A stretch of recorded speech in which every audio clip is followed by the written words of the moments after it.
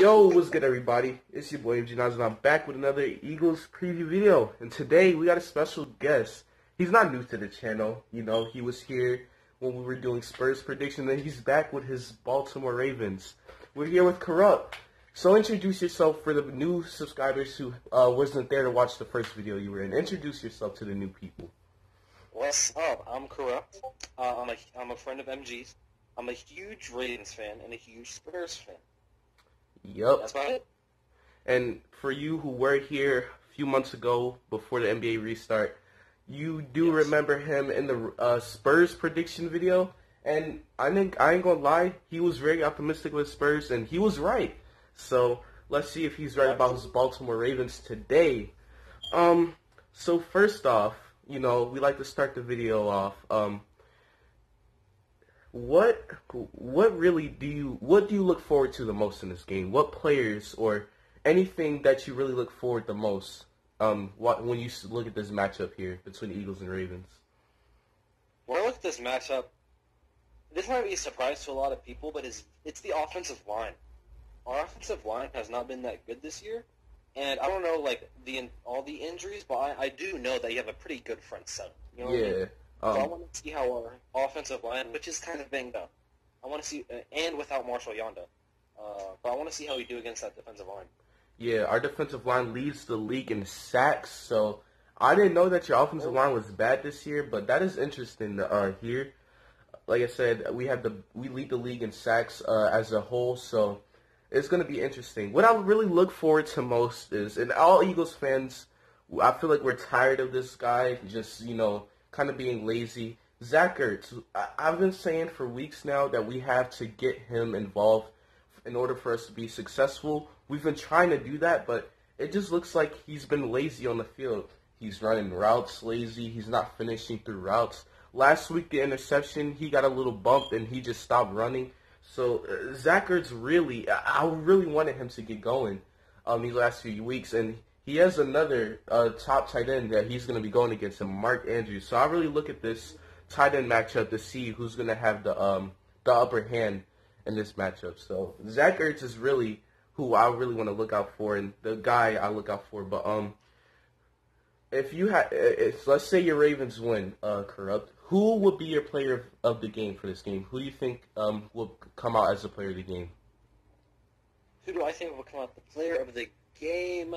Mm-hmm. I feel like the defensive player again, Mm-hmm. and I have to go with my boy, the top corner, Marlon Humphrey. I think he's going to be player of the game. Okay. I don't know. There's just a feeling I have every week. He just does a big play. You know what I mean? Right. And I think he's going to be the guy for this game. He's going to be the number one. Certainly. I mean, like I said, this like you said, this guy's one of the top corners in the league. No doubt about it. It's going to be a hard matchup for us, especially if we want to get the passing game going. That's why we need our tight end to get going, so we can kind of get away from Marlon Humphrey as much as we can. Like I said, he's one of the top corners in the league. I mean, the Eagles probably won't win, but if we somehow win, our player of the game will be Miles Sanders, because in order to beat an offense like the Ravens, the best thing you got to do, and people say this about the Chiefs a lot, is keep them off of the field. And in order to keep the opposing offense off the field, you got to control the clock. And in order to control the clock, you have to run the ball. Miles Sanders with a big breakout run last game, a 74-yard run for the first touchdown of the game for the Eagles. I feel like if we do somehow pull this off, Miles Sanders is certainly going to be our guy who will lead us, and he will be the player of the game.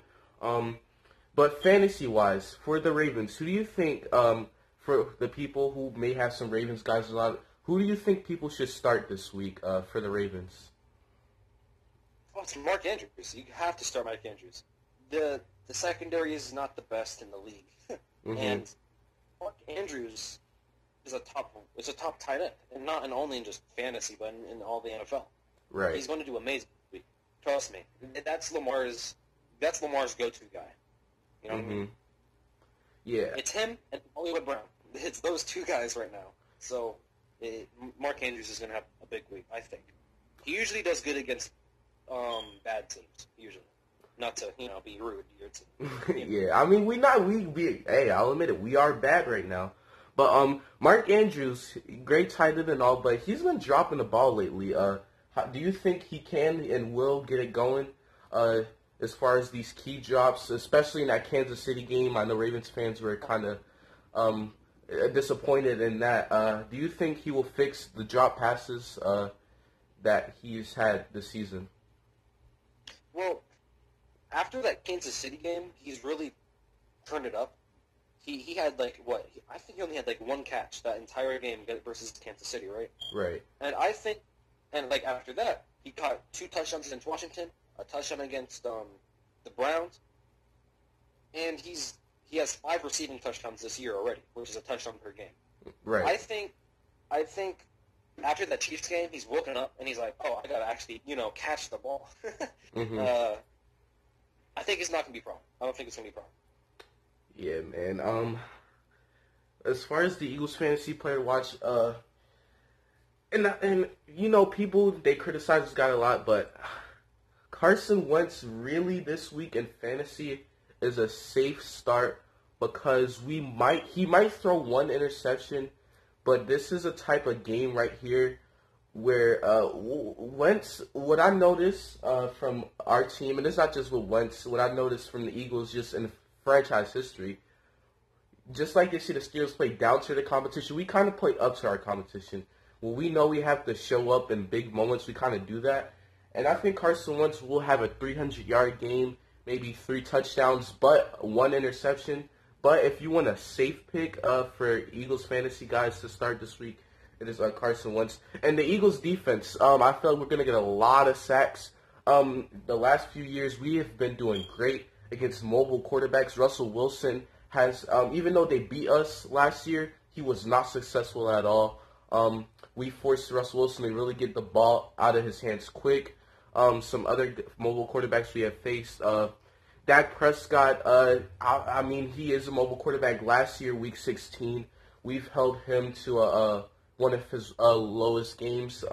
We just tend to do well against mobile quarterbacks with our D-line.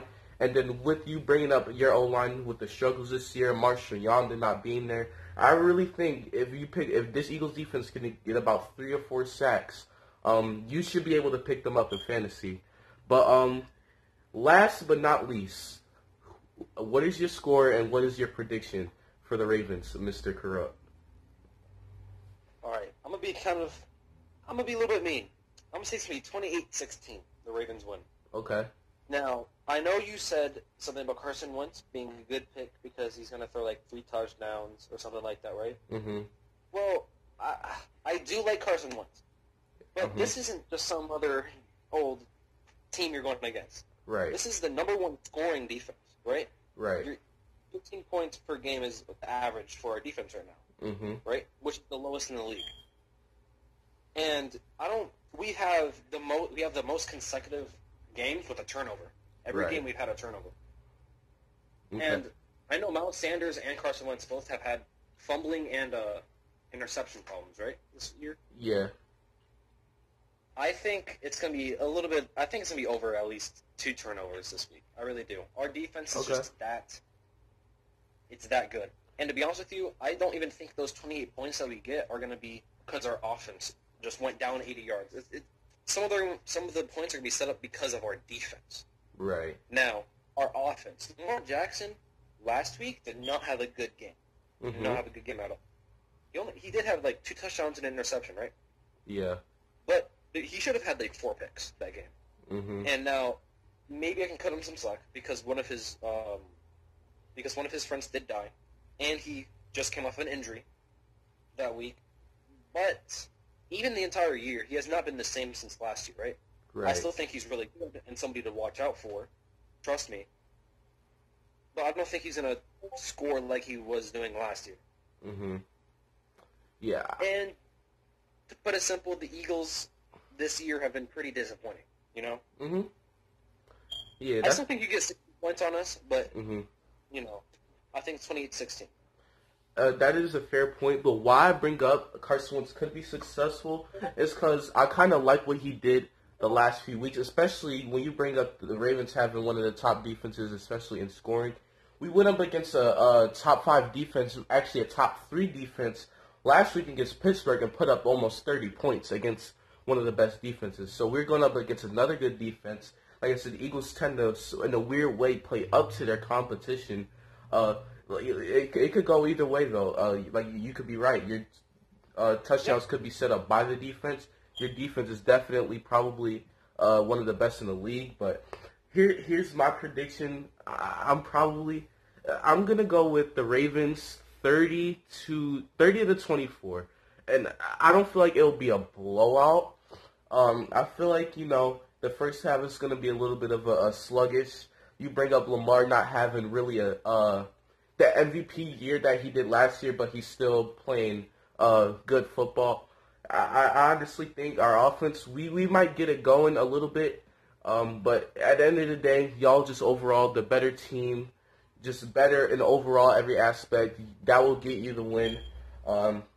But I think it's going to be a little bit of a close game. This might be a good one. Obviously, coming off of a disappointing loss, we got to watch out for Hollywood Brown because the way we did against Chase Claypool last week was just an embarrassment. I mean, if Chase Claypool got one less touchdown and the Steelers got one less field goal, we win that game. But we got to move on to next week, though. Like I said, 30 to 24 is my final prediction.